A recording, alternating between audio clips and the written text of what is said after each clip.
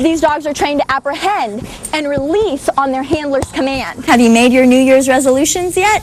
Because we're just hours away from the new year. Lita, what's going on with this trial? Well, Gary, Crystal Finnegan said in a tearful testimony the last thing she remembers before the accident is singing with her two sons. Once a verdict is reached, we, of course, will be bringing you that information. Selma Street Elementary, a board that's supposed to inform its students, today is sending a message of hate. Now, can I taste test one of these peanuts? Neighbors say the blood trail actually started right here, just a few feet from the corner of Briar Hill and College Street. Gary, Al, like I said, I've got a corn dog for both of you, but if you guys don't get out here, I'm going to eat these, and Vicki and I will have one later after the show. Meet DJ Briquette, a little man with a big appetite. I like the grapes. They taste just like cherries. And I like the apples because of the juice they have. But why is a first grader craving fruits instead of candy? Because it's more healthier than all the other stuff. Now, how do you know that it's healthier? Because when I was in kindergarten, I learned all the food groups. While DJ was learning about the food group, Mixon Elementary was busy working on a nutrition grant, one that would provide the school with fresh fruits and vegetables. And before these little ones were back in the classroom, school leaders learned they were going to be awarded over $32,000. And that is for the entire academic year. They give us a certain portion of that has to be spent by the end of September, and then the remaining funds can be spent throughout the year. And the money has to be used on healthy snacks. We're trying to stretch that money as far as we can and buy fresh fruits. Students from Miss Edgar's 5th grade class had grapes today, bananas yesterday, and tomorrow are excited about carrots and ranch. The kids are so excited about it. And she isn't lying. That's one thing that I love. I think it's delicious. But these kiddos all have a special reason why they love biting into a big, juicy apple. It helps you go stronger, and for me, it helps me with horseback riding. And for our little man DJ, one day, Mr. DJ. It makes you grow bigger muscles. In Ozark, Leela Grace, WDHN News. Split ends off.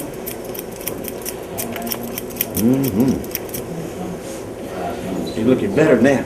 Ray Rayleigh steps back and admires his work. A trim, a buzz cut, it's all part of the job. Ray's one of those guys who whistles while he works. Or should we say, sings while he snips. But he isn't the only one who carries a tune. A lot of clients sing here. When you first walk in, you think it's an ordinary barber shop, but from the sounds of it, you quickly learn otherwise. Well, it's really a barber shop, but we went ahead and set a stage up so we could have both at the same time. We've got two different worlds at the same time here. Ray opened the barber shop about 2 years ago with his twin brother, Ralph. And it wasn't long after that, the sound of a barber at work made perfect harmony with the town's musicians. But before they came to the Wiregrass, they opened a barber shop in Atlanta. Maybe you've heard of their clients. Hank Williams Jr., we used to do all of them. Yeah, just about every celebrity you can name in the music business at one time. But now they call Taylor home and cut the hair of the talent found in this town.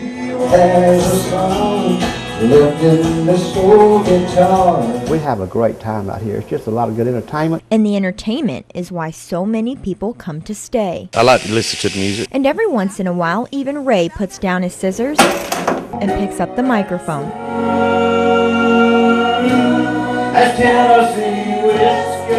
Making it hard not to get wrapped up in the fun. So while the Rayleigh brothers may be far from the Grand Ole Opry, they wouldn't trade Taylor for Nashville. I don't think so. We have such a great time here, we don't want to change a thing. Because those who enter with a happy heart and leave with a tapping toe. In Taylor, Leela Grace, WDHN. What would motivate a 12-year-old boy to take his own life?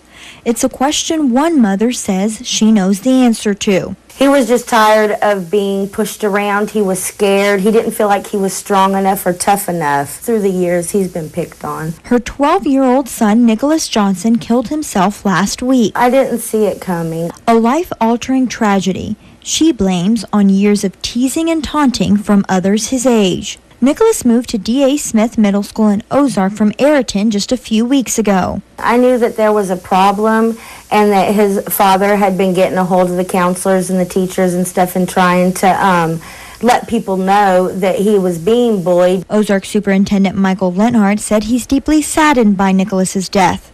However, the veteran educator believes bullying wasn't a factor. His City League youth coach said he was one of the most popular kids on the team. So why did he do it? We'll never know. But at this point, the why doesn't matter as much. My heart is broken. A shattered heart, but not a broken spirit. If I can help any other mother not to be in the position that I'm in, or the next child tomorrow, the one that's going to be thrown against the wall by bullies and everybody walk by and ignore it, if I can help that child, that's my whole point in this.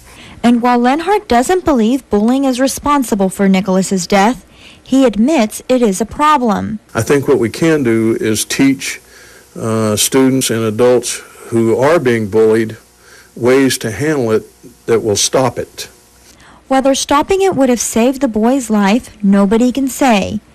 But it would likely save a life sometime. In Ozark, Leela Grace, WDHN News.